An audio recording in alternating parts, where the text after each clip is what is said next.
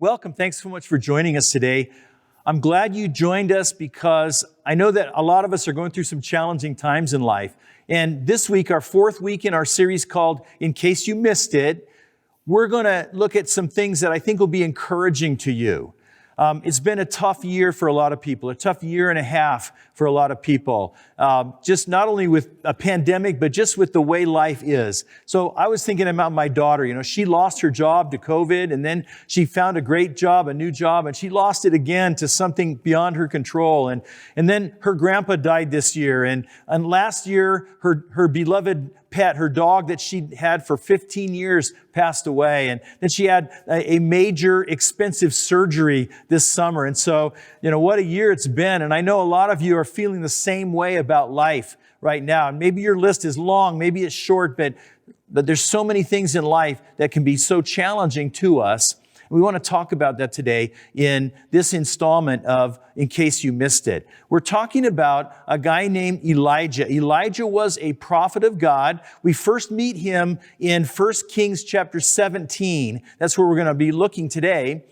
But Elijah was a prophet of God during a time when things were really bad. There was tremendous apostasy and idolatry against God in his generation. Now, by the time he comes along, the Israelites had divided into two kingdoms. The northern kingdom was called Israel, the southern kingdom called Judah. Elijah was a prophet to the kingdom of Israel. And the king at that time was a guy named Ahab. His wife was Jezebel, and Ahab was the worst king that they had ever seen so far in their history to date. He was the most corrupt, most depraved king, and he had made the worship of the pagan gods Baal and Asherah into the national state religion. So if you were a follower of the one true God, you had to go underground. They were hiding out because of their faithfulness to God, and the whole nation was swept up in this pagan idolatrous worship. That's the scene that Elijah walks into. Now, Ahab and Jezebel didn't like Elijah one bit, as you can imagine. They looked at him as an enemy. They looked at him as a troublemaker. And so that's a big part of the setting for our story today in 1 Kings chapter 17. Now, as we get into the story, the first thing we're going to learn is that sometimes God lets us go through lean times, but He always has a purpose. So I know you've been through some lean times. Elijah, even as the prophet of God, the favored prophet of God, had to go through some tough times along with the rest of Israel in chapter 17. So let's read about that a little bit. It says in verse 2, the Lord said to Elijah, go to the east and hide by Kerith Brook, near where it enters the Jordan River. Drink from the brook and eat what the ravens bring you, for I have commanded them to bring you food. So God sends Elijah off to this remote part of the country where nobody's around because he got to protect him from King Ahab. And while he's out there, God says, I'm going to provide for you for everything that you need in this sort of wild existence that you're going to have to live for a while.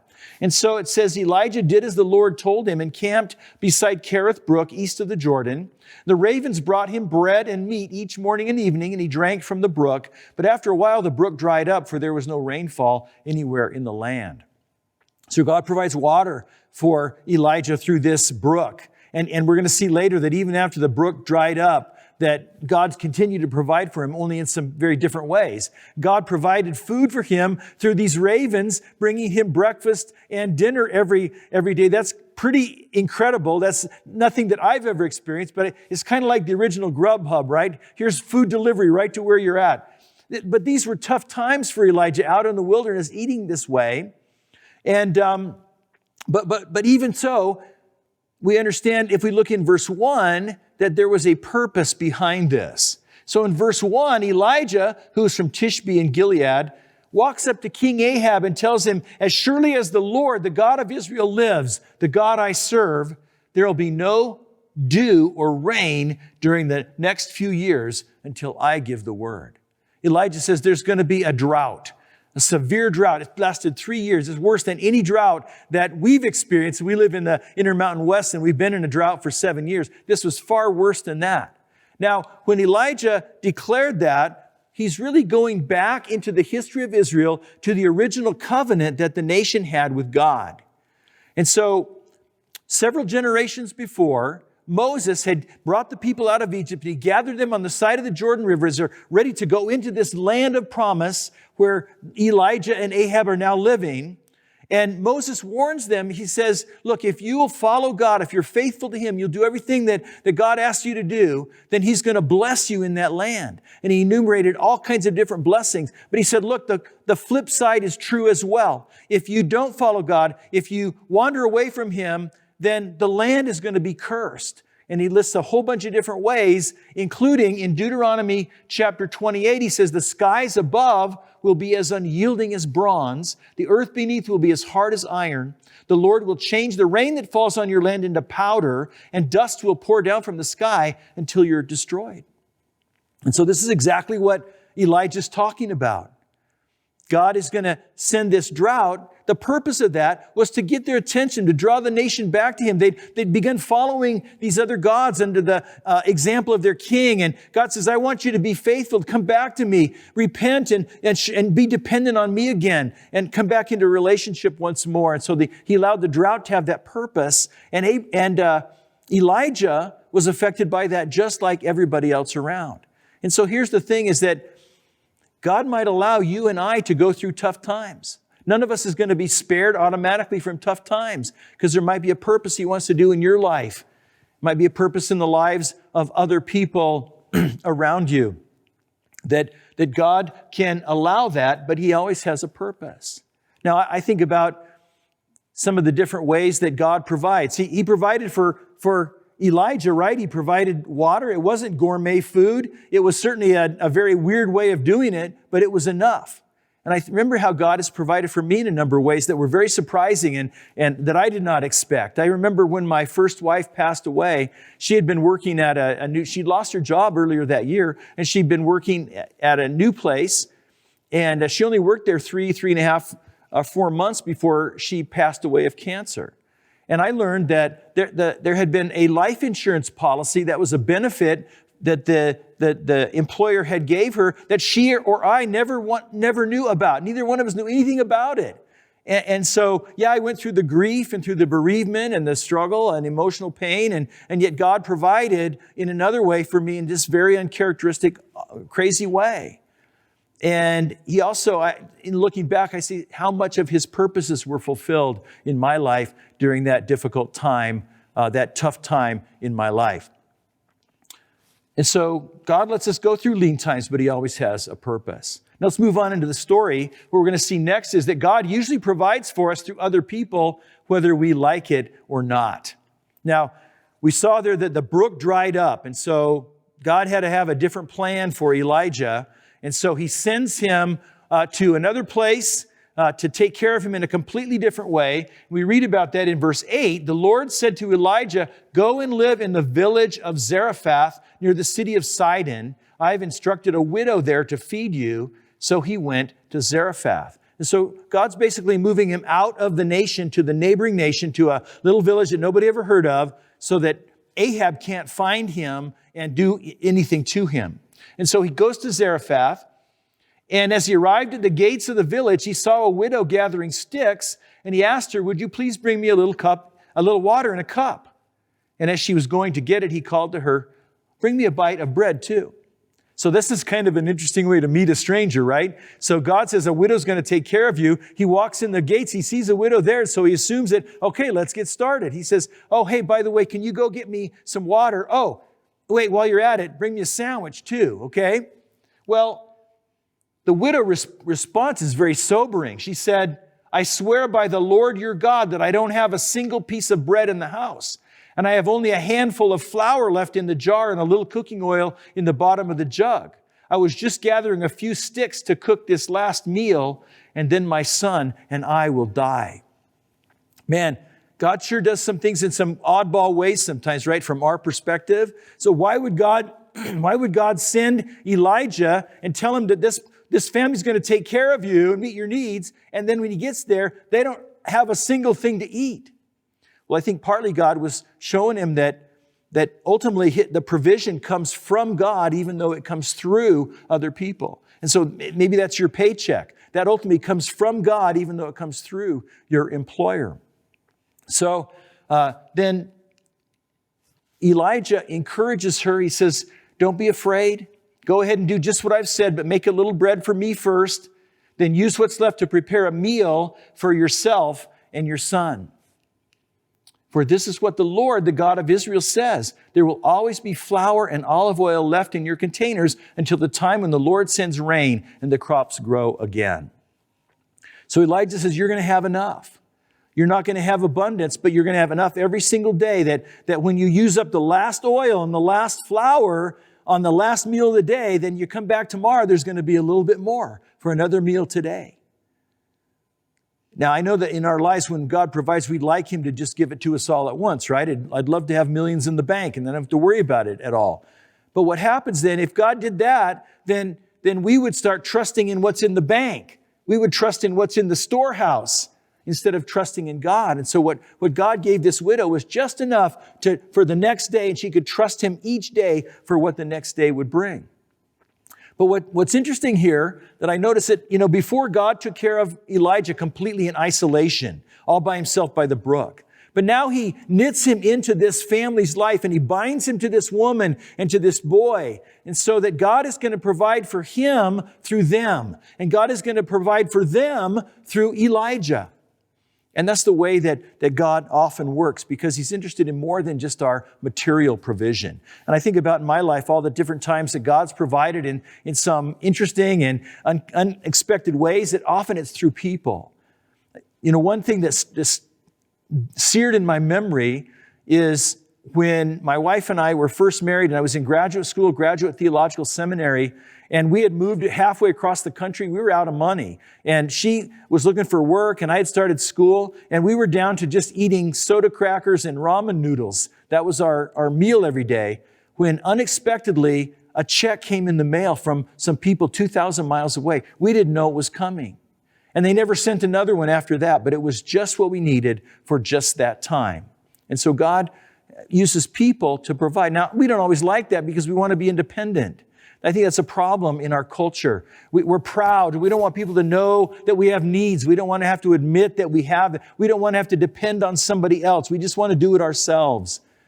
But that's not how God works. He knits us together with other people so that we meet their needs and they meet ours. And God meets even greater needs in our life than just the material provision. So here's the next thing. The more we experience God's provision, the more entitled we can become. Now, I think it looks like God is stretching this woman's faith. Elijah asks her to go and fix him a sandwich first before she fixes their final meal, And that seems odd, but I think what He's doing is He's nudging her in faith just a little bit, giving her an opportunity to learn God's faithfulness just in baby steps, just one little step at a time. But I want you to think about her attitude before Elijah arrived. She was ready to finish it all. She had no expectations. She was ready to embrace the end.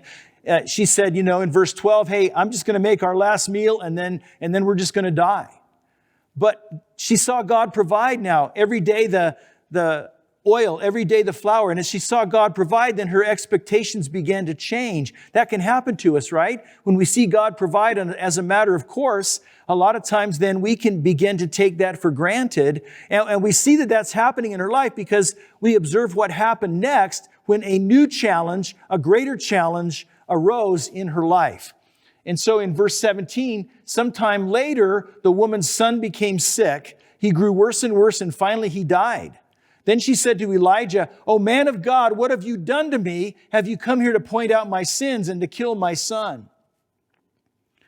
And so, at one point it didn't matter to her. She knew they were gonna die, and it didn't make her mad. But now that when her son actually does die, God has spared him from starvation this whole time. Now when he dies, not of starvation, but from an illness, she's angry with God. Why? Because she had become to expect that God would do more for her. And so she'd seen provision every single day. Every single day, the oil and the flour ran out. Every single day, there was more for another meal. And she'd seen God do that over and over and over again.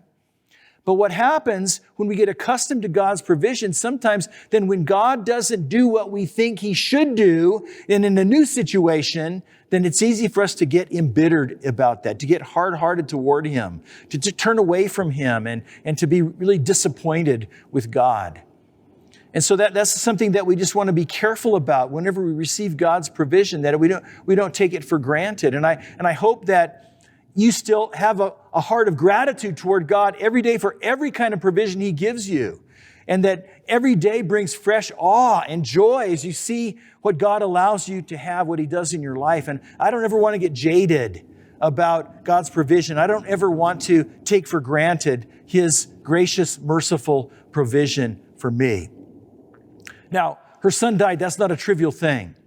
And so it's natural that she would have questions. I would definitely have questions for God if I saw my child die like that. So that leads us actually to our next point. It's okay to question God as long as it comes from a place of faith. Now, the widow said some pretty harsh things to Elijah. We saw a moment ago. Let's look at that again. She says to him, "O man of God, what have you done to me? Have you come here to point out my sins and kill my son?" Now, she's questioning Elijah, but in reality, she's questioning God because Elijah's kind of standing in for God in her life. And so she's asking God, "God, what have you done?" And how many times have we asked God, "What have you done to me?" How many times have we questioned God's motives in our lives? But I don't blame her here because it's natural to question when things get difficult. But what we're going to see here is that in those tough times, our questions can either push us away from God or they can lead us toward God. Because Elijah has questions too. Let's see that in verse 19. Elijah replied, "Give me your son." He took the child's body from her arms, carried him up to the stairs to the room where he was staying, and laid the body on his bed. And Elijah cried out to the Lord, "O Lord my God, why have you brought tragedy to this widow who's opened her home to me, causing her son to die?"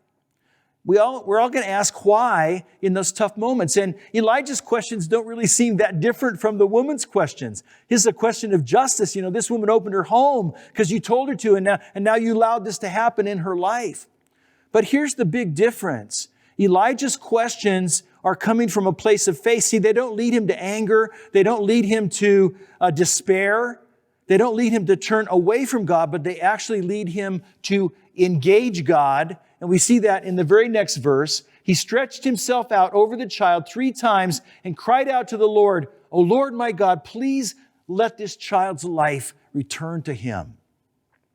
And so Elijah has the same experience the woman does. He sees the same things happening, but he responds not by rejecting God, but by turning to God and crying out to Him to do another miracle that beyond what He's already done. He engages God because he's seen what God can do. He knows what God can do. He knows what God has done. And that makes all the difference. And so look, all of us are going to have questions about things that are happening in our lives. Deep and troubling questions. But all of us also have experienced God's provision in our lives in different ways. And so that track record provides that place of faith from which we can wrestle and grapple with God about the tough things in life. Now, there's one more thing in the story I want to share with you, and that is that each new challenge creates a new opportunity to see how God will provide. Each new challenge creates a new opportunity. So Elijah's been through a lot of stuff here. He's got the king is against him. He's been affected by the drought like everybody else. He's trusting God every day for food. Is there enough? He sees this child die and all these other things. And he takes these questions that arise out of his struggles and he brings them to God in prayer. And here's how God responds. God answers. The Lord heard Elijah's prayer. The life of the child returned and he revived. And then Elijah brought him down from the upper room and gave him to his mother. "Look," he said, "your son is alive." Now, in this series, we've been trying to connect the dots a little bit from these stories that we might have missed in the Old Testament to the New Testament to kind of see that thread that runs through the whole Bible. And this connects to the New Testament as well because Elijah's mentioned a number of times in the New Testament. One of the key times that he's mentioned is when people watch Jesus, he comes on the scene, he's doing amazing things, miracles and whatnot, and people are talking about who is this guy? What is he all about? A lot of people thought that Jesus was Elijah come back to life again. And that's because there's at least two particular incidents in Jesus' life that map to this story. One is that when Jesus raised Lazarus from the dead. In John chapter 11, if you read about that there, you'll see that Lazarus' death also caused a lot of why questions that people had for God. And Jesus raised him back from the dead and gave him back to his family. And there's another case where a young boy child dies, and Jesus raises him from the dead and gives him back to his mother again. So it's not surprising that people were linking Jesus to Elijah. We know in retrospect that Elijah foreshadowed the coming and the identity of Jesus. But back to the story for just a minute. It'd be tough to not know where your next meal is going to come from every day. But even tougher than that would be to lose your child after you'd already lost your husband not that long ago. Man, that's even harder to bear. And that's the way life is sometimes. Life has a way of raising the stakes on us. We just went through one thing and we thought that was the worst thing we might ever encounter in life. But then something even greater comes along. And we may have seen God provide in the past for that previous challenge, but that's not a guarantee that we're automatically going to trust Him for the next thing that comes that dwarfs the thing that we went through in the past. And so we ought to understand here that there's a bigger thing, that bigger thing is that each new challenge becomes a new opportunity to trust God in a new way. And see, we see that God is using this to build this woman's trust. Here's how she responds. She says to Elijah, "Now I know for sure that you're a man of God, and the Lord truly speaks through you." Again, she's speaking to Elijah as he's sort of the representative of God, as the man of God. She says, "I know for sure that you're that guy," but what she's really saying is, "I know for sure that God is greater than I thought He was. I know for sure that God can do incredible things." She'd seen God at one level, but now she's encountering God at a completely different level. And you know what? That's how God builds our faith. Now, what is faith? Faith's not a commodity like gas in your car, in your gas tank. Faith's not a tangible thing like that. Faith is simply the attitude and action of trusting God. So how does our trust in God grow, that we trust Him more next time than we trusted Him last time? Well, it happens as He reveals Himself to us. The more we know Him, the more we'll trust Him. And so each challenge in life is a new opportunity for God to reveal Himself in a new way, in a way maybe we haven't seen before. And as He does, then we come to trust Him even more in our lives. That's what's happening with this woman. That's what's happening in our lives. Every time a new challenge arises, it's a new opportunity to trust in God in a new way. So I hope you're encouraged today by this. Because if you're not facing a big challenge in life right now, then you probably will be before too long. There's probably something right around the corner, because that's the way life in this broken world is. Maybe there's someone in power who'll be against you, or maybe you won't have enough money to meet your basic needs in life, or maybe you're going to get sick, or maybe someone that you love is going to die. All the things we've seen in this passage, or maybe there's some other things. Certainly there's many other things that could happen in life. And I don't bring this up to make you worried or to make you fearful, but I bring it up to ask you, how are you preparing for that inevitable future moment that's going to come when challenges arise in your life? I think the best way to prepare is to take note of and to pay attention and remember what God has done in the past. Remember all the ways that God has provided for you in the past, all the ways that He's shown Himself to you in the past, in His dealings with you. And as you get to know Him better, as you think about and reflect on those past provisions, and God becomes greater and greater in your mind, in your soul, then you're more and more prepared to trust Him for His provision in the things that are going to come. Let's pray together. Father, thank you so much that we can trust You. Thank you that You allow us to go through faith-stretching opportunities where we can know You better and see You revealed. And God, when those times come, we want our questions and our response to drive us toward You, not away from You, because we know those times will come. May we not be entitled, but God, may we be drawn toward You, not away from You, so that we can experience the things You want to do in our lives. We trust You to provide. because you've shown that to us in your Son, Jesus, and it's in His name that we pray. Amen.